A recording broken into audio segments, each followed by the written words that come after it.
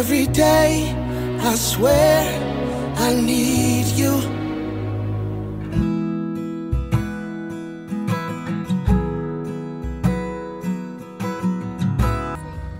দেখি আমরা দেখো তো।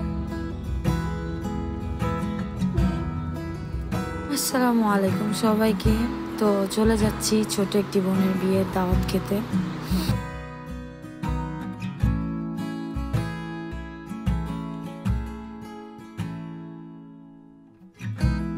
সো এটা ছিল উত্তরা আজমপুর শ্রীকুটুম কমিউনিটি সেন্টার।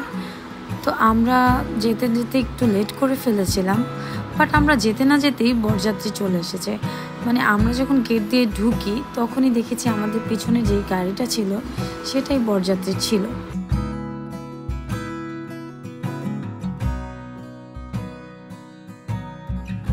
এদিকে আমি বউর সাথে দেখা করে চলে গেলাম সরাসরি গেটে, কারণ যত শালীরা ছিল, যত ছোটরা ছিল, সবাই গেট ধরতে চলে গেছে। তো প্রথমত নিয়ম অনুযায়ী ছেলেকে সবাই মিষ্টিমুখ করালো। যে মিষ্টিমুখ করিয়েছে সে ছিল আমাদের কনের ভাবি। সো গাইস, তোমরা তো জানোই গেটে সবসময় একটা মেসি পুরান আমল থেকে হয়ে আসছে। তো এখানেও ঠিক ওরকম মেসি হচ্ছিল।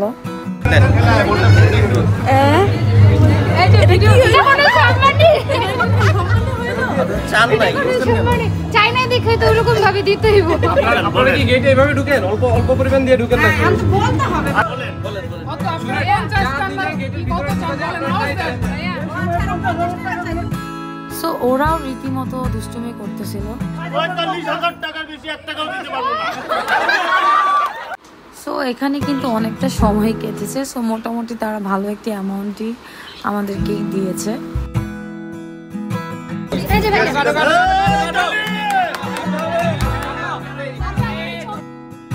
তারপর আমরা ফিতা কেটে বরকে ওয়েলকাম করি, যদিও আমরা বেচারাকে এখানে অনেকক্ষণ দাঁড়া করিয়ে কষ্ট দিয়ে ফেলেছি। তো এখানে ছিল সব আমার আত্মীয় স্বজন, ফুফাতো বোন, ফুফাতো ভাই, ফুফাতো ভাইয়ের বউ, দাদি, ফুফাতো ভাইয়েরা। এখানে ছিল কনের বড় বোন, কনের ভাবি। কনের ভাবি হচ্ছে আমার আপন মেজো বোন, আর কনের যে ভাই, একমাত্র ভাই, তার কাছেই হচ্ছে আমার বোনকে আমরা বিয়ে দিই।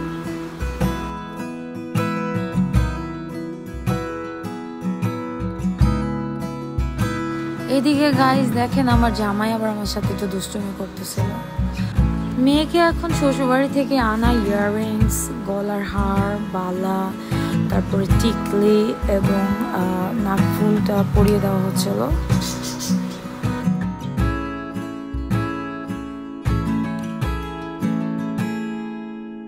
সো এখন ফাইনালি খাবারের পালা। সো আজকে কিন্তু আমি ডায়েট নেই, আজকে কিন্তু আমি খাবো। এখন কিছুক্ষণ ফটো সেশনের পাল্লা চললো, সবাই ফটো সেশন করলো, আমিও করেছি।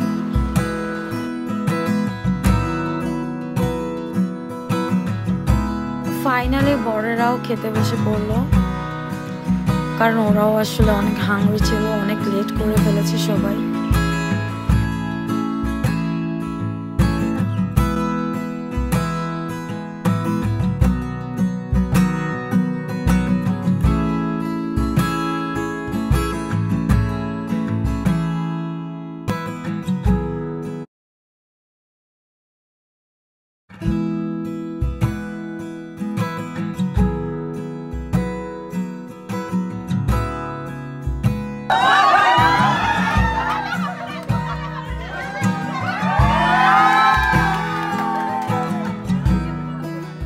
খাবারের পরে মালা বদলের অনুষ্ঠানটা আমরা শেষ করলাম।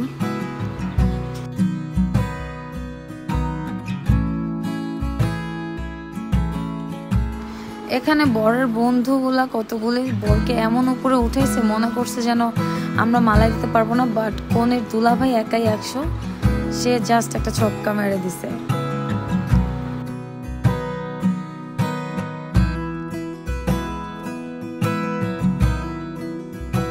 এখন আয়না দেখার পালা, আয়না দেখবে, একজন আরেকজনকে দেখবে।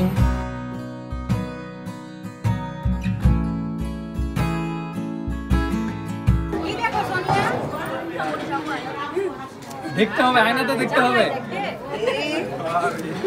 তুই কি দেখো?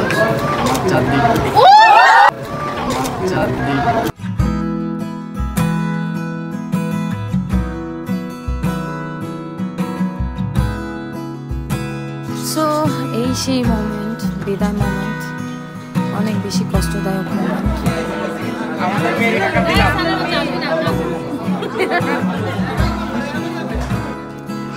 আমি আবার মেয়েকে হাসানোর জন্য বলতেছিলাম যে সান কান্না করলো না, তোমার মেকআপ নষ্ট হয়ে যাবে। এই সময়টা আমারও খুব ইমোশনাল লেগেছিল, মানে অনেকটাই খারাপ লেগেছিল। তো আসলে ওকে কেউ আমরা কান্না করতে দিইনি, যেহেতু আসলে অনেক ছোটোবেলার বাবাকে হারিয়েছে, মাই একা মানুষ করেছে। বাবা মার ভালোবাসা, ভাই বোনের ভালোবাসা ছেড়ে চলে যাচ্ছে আরেক স্বামীর ঘরে। সবাই ওর জন্য দোয়া করবেন, সবাই ভালো থাকবেন, সুস্থ থাকবেন। আল্লাহ হাফেজ।